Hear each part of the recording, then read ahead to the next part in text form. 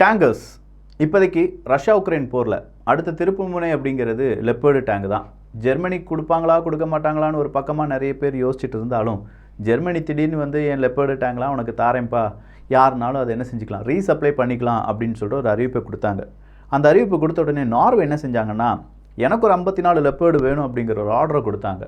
இன்னும் பல நாடுகள் என்கிட்ட ஒரு லெப்பர்டு நீ லீஸு கொடுத்துருக்கப்பா, அதை சொந்தமாக நான் வாங்கி யாருக்கு கொடுக்குறேன், உக்ரைனுக்கு கொடுக்குறேன் அப்படிலாம் சொல்லி பலவிதமான நியூஸ் நம்ம எல்லாருமே கேள்விப்பட்டிருப்போம். பரவாயில்லையே, இந்த லெப்பர்டு டேங்க் வந்துச்சுன்னா ஒரு விதம் அப்படியே உக்ரைனால் பிடிச்சு நிறுத்த முடியுமா இருக்கும், இந்த யுத்தத்தில் கொஞ்சமாக அவங்களால டிஃபென்ஸ் பண்ண முடியுமா இருக்கும் அப்படின்னு சொல்லி யோசிச்சுட்டு இருக்கும்போது தான் ஜெர்மனி இன்றைக்கி ஒரு அறிவிப்பை கொடுத்துருக்காங்க. லெப்பர்டு 2க்கு தான் நம்ம இவ்வளோ ரெஸ்ட்ரிக்ஷன்ஸ் கொடுத்துட்டு இருந்தோம் தம்பிகளா, லெப்பர்டு 1 நான் ஈஸியாக உங்களுக்கு தந்துடுவேன். சரிடா, இந்த லெப்பர்டு 1 அப்படிங்கிறது கிட்டத்தட்ட 2003 ப்ரொடக்ஷன் எல்லாமே நிப்பாட்டிட்டாங்க. வாஷ் அவுட் பண்ணுற அளவுக்கான ஒரு டேங்க் தான் லெப்பர்டு 1 அப்படிங்கிறது. ஸோ உடனடியாக இந்த லெப்பர்டு 1 அப்படிங்கிறத உக்ரைனுக்கு கொண்டு போக முடியுமா அப்படின்னு பார்த்தா அது முடியாது, அது இயலாத காரியம். நாங்கள் என்ன செய்யணும்னா, எங்ககிட்ட ஒரு 100, 200, 300லாம் இருக்குது லெப்பர்டு 1, ஆனால் அதை ரீஃபர்பிஷ்டு பண்ணணும். அப்படி ரீஃபர்பிஷ் பண்ணுறதுக்கு மாதங்கள் எடுக்கலாம். சில பல மாதங்கள் எடுத்து அதை ரீஃபர்பிஷ் பண்ணி அதுக்கான குண்டுகள் எல்லாமே தயாரித்து அதை நாங்கள் உங்களுக்கு தாரோம். லெப்பர்டு 1 ஈஸியாக கிடச்சிரும். லெப்பர்டு 1க்கே மாத கணக்கில் எடுக்கும் அப்படின்னு சொல்கிற ஜெர்மனி, லெப்பர்டு 2க்கு எத்தனை வருடங்கள் எடுக்கும் அப்படிங்கிறது தெரியலை. ஸோ இதுவரையிலும் உக்ரைனுக்கு 321 டேங்குகள், பீரங்கிகள் அப்படிங்கிறத பல நாடுகள் தருவதாக உறுதியை கொடுத்துருக்காங்க. இந்த உறுதியில் கொஞ்சமாக பூகம்பம் எங்கேருந்து வந்துச்சு அப்படின்னு கேட்டிங்கன்னா, ஃபைட்டர் ஜெட்டில் தான். ஏன்னா பீரங்கிகள் வந்துருச்சு, ஆர்ட்லரி கன்ஸ் ஆல்ரெடி இருக்குது, இன்ஃபேண்ட்ரி ஃபைட்டிங் வெஹிக்கிள் அப்படிங்கிறது இருக்குது. அடுத்ததாக அவங்களுக்கு என்ன வேணும், இடத்த பிடிக்கிறதுக்கு பீரங்கி. ஆனால் ப்ரிமிட்டிவ் ஸ்ட்ரைக்கை தாக்குறதுக்கு ப்ரிமிட்டிவ் எம்டி ஸ்ட்ரைக் அப்படின்னு சொல்லுவோம்ல, அதுக்கு கண்டிப்பாக ஃபைட்டர் ஜெட் அப்படிங்கிறது தேவை. இந்த ஃபைட்டர் ஜெட்டை எனக்கு யாராவது தாங்கப்பா, ஜெர்மனி நீத்தா, யூகே நீத்தா அப்படிலாம் கேட்கும்போது, இல்லை இப்போதைக்கு ஃபைட்டர் ஜெட் கொடுக்குற பிளான்லாம் இல்லை, யூகேயே சொல்லிட்டாங்க. உற்ற நண்பன், உக்ரைனுடைய உற்ற நண்பன் அப்படின்னு சொல்லலாம். அப்படின்னா வேறு என்ன தான் வழி இருக்குது ஃபைட்டர் ஜெட் கிடைப்பதற்கு அப்படிங்கிற ஒரு கேள்விக்கு இதுவரையிலும் எந்த விதமான யோசனைகளும் எங்ககிட்ட இல்லை. ஐரோப்பிய ஒன்றியத்தில் இன்றைக்கி ஒரு பெரிய மீட்டிங் நடக்குது. அந்த மீட்டிங்கில் யூஎனுடைய சீஃப் என்ன சொல்கிறாங்கன்னா, நாங்கள் உக்ரைனுக்கு உதவுவோம், ஆனால் ரொம்ப ஸ்பீடாக உதவணும் அப்படிங்கிற எந்த குறிக்கோளும் எங்ககிட்ட இல்லை அப்படின்னு சொல்லிட்டாங்க. எங்கள் யுத்தம் நடந்துகிட்ருக்கு, ரொம்ப ஸ்பீடாக நீங்கள் உதவலைன்னா யுத்தத்தில் பல மனிதர்களுடைய உயிர் அப்படிங்கிறது இழக்க நேரிடும்.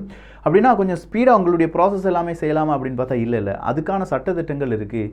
இவ்வளோ நாள் கடைபிடிக்காத சட்டங்களை இனி நீங்கள் எப்படி கடைபிடிப்பீங்க அப்படிங்கிற கேள்வியை நாம் கேட்டோம்னா, ஐரோப்பிய ஒன்றியம் என்ன சொல்லும், பெரிய அளவில் இப்போ ஐரோப்பிய ஒன்றியத்தினுடைய 10வது பொருளாதார தடையை போடுவதற்கு தயாராகிட்டு இருக்காங்க.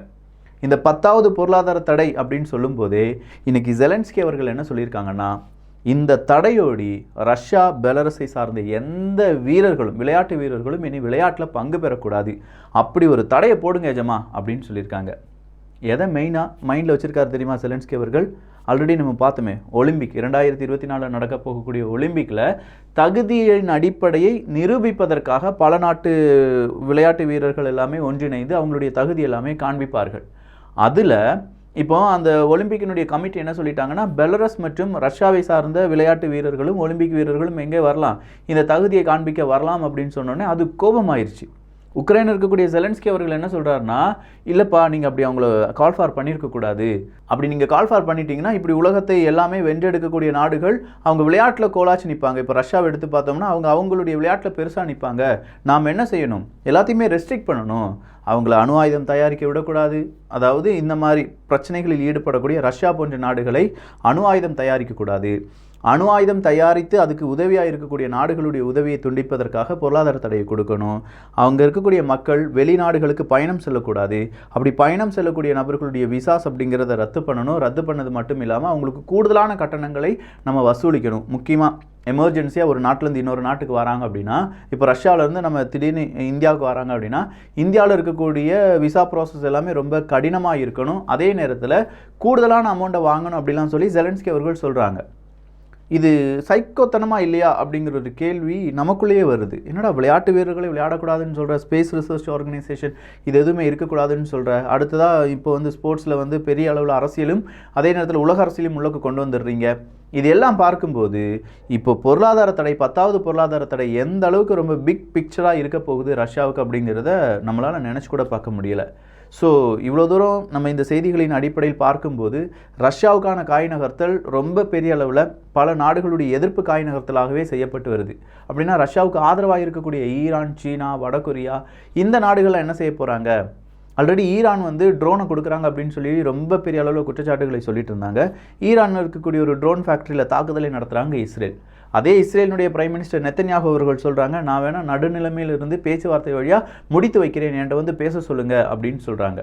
ஆனால் இஸ்ரேல் ஈரான் பிரச்சனை கொழுந்து விட்டு எரியக்கூடிய ஒரு பிரச்சனையாக மாறிட்டு வருது.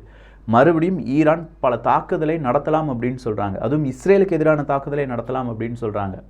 இஸ்ரேல் ரொம்ப குரூஷியலான ஒரு டைம். ஏன்னா இஸ்ரேல் பாலஸ்தீனத்துக்கான அந்த பிரச்சனை நாளுக்கு நாள் அதிகரிச்சுட்டே இருக்குது. அங்கே இருக்கக்கூடிய 2 பாலஸ்தீனர்களை கொண்டுட்டாங்க, 10 பாலஸ்தீனியர்கள் கொல்லப்பட்டார்கள். இப்படிங்கிற செய்தி இந்த வருடத்தில் மட்டுமே ஒரு 30க்கும் அதிகமான நபர்கள் கொல்லப்பட்டிருக்காங்க. ஸோ டெய்லி ஒரு நபர் பாலஸ்தீனத்தை சார்ந்தவர் கொல்லப்பட்டு கொண்டிருக்கிறார். ஹமாஸின போராளிகள் அங்கேருந்து பெரிய எச்சரிக்கை எல்லாமே கொடுத்துட்ருக்காங்க. எப்பா இஸ்ரேல், நீ வேறு ஏதோ காய் நகர்த்தலுக்காக எங்களை கொண்டுட்ருக்க, பார்த்துக்கோ, உனக்கான பதிலடியை நாங்கள் தருவோம் அப்படின்னு சொல்லியிருக்காங்க. ஸோ இது எல்லாமே சேர்ந்து ரஷ்யா உக்ரைன் போர் அப்படிங்கிறத அடுத்த கட்டத்துக்கு கொண்டு போயிருக்கு. இதில் இந்த பீரங்கிகள் அப்படிங்கிறது ஒரு அயர்ன் ஃபிஸ்ட், கண்டிப்பாக பெரிய அளவு ஒரு தடுப்பு சோறாக இருக்கும் உக்ரைனுக்கு அப்படின்னு சொல்கிற பரப்புரை எல்லாமே செய்யப்பட்டு வருகிறது. நாட்டோவினுடைய சீஃப் என்ன சொல்லியிருக்கார் அப்படின்னா, நம்ம போதுமான உதவிகளை உக்ரைனுக்கு செஞ்சுட்டோம், இன்னும் பலவிதமான புது டெக்னாலஜி எப்படி கொண்டு போகலாம் அப்படிங்கிறத பற்றி யோசிக்க வேண்டும் அப்படிங்கிற ஒரு அறிவிப்பை கொடுத்திருக்கிறார்.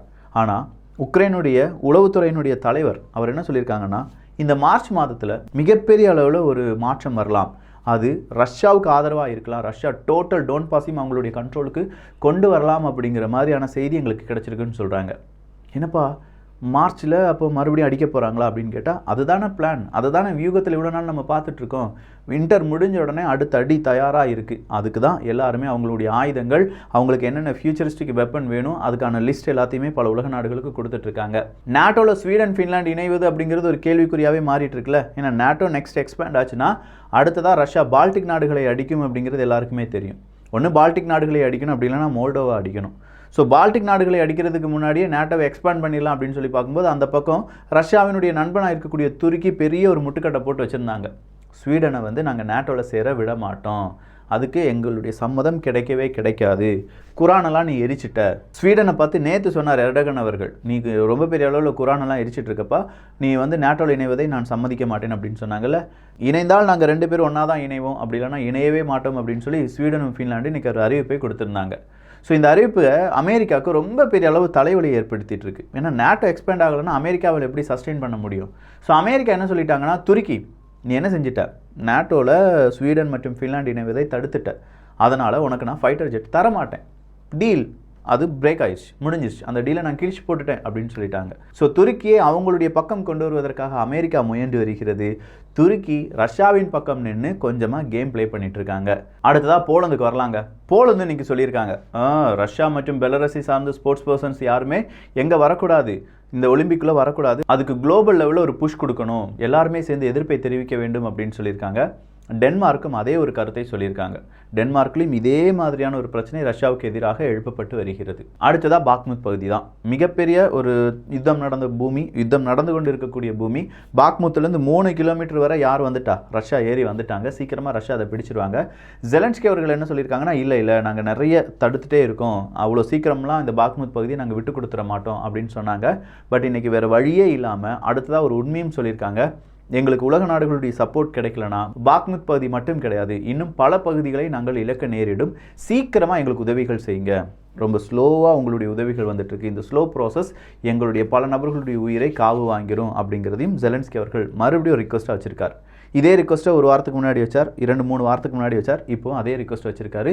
ஆனால் உலக நாடுகள் அவ்வளோ குயிக்காக ரெஸ்பாண்ட் பண்ணுறாங்களா அப்படின்னு பார்த்தா இல்லை. உலக நாடுகளுடைய ரெஸ்பாண்ட் அப்படிங்கிறது ரொம்ப கம்மியாயிட்டே இருக்குது. இல்லை ஒரு 10 தடவை ஜெலன்ஸ்கி அவர்கள் ஏதாவது கேட்டால் மட்டும்தான் ஒரு தடவை செஞ்சு கொடுக்குற மாதிரி மாறிட்டு இருக்கு. வார் ஃபேட்டிக் அப்படிங்கிறது வர ஆரம்பிச்சிருச்சு. இந்த வார் ஃபேட்டிக் வந்தாலே உக்ரைனுடைய நிலைமை கொஞ்சம் பரிதாப நிலைமையில் தான் இருக்கும். எப்படி ஆப்கானிஸ்தானுக்கு ஏற்பட்ட ஒரு நிலைமை வந்ததோ அதே மாதிரி உக்ரைனுக்கும் அதே நிலைமை வந்து கொண்டிருக்கிறது. போலந்தினுடைய மினிஸ்டர் என்ன சொல்லியிருக்காங்கன்னா, ஒலிம்பிக்கில் ரஷ்யா மற்றும் பெலரஸை சார்ந்த வீரர்கள் இருந்தாங்கன்னா அந்த ஒலிம்பிக்கை 40 நாடுகள் நாங்கள் என்ன செஞ்சுருவோம், பாய்காட் பண்ணிடுவோம், கண்டிப்பாக அந்த 40 நாடுகள் ஒலிம்பிக்கில் பங்கு பெறாது அப்படின்னு சொல்லியிருக்கார்.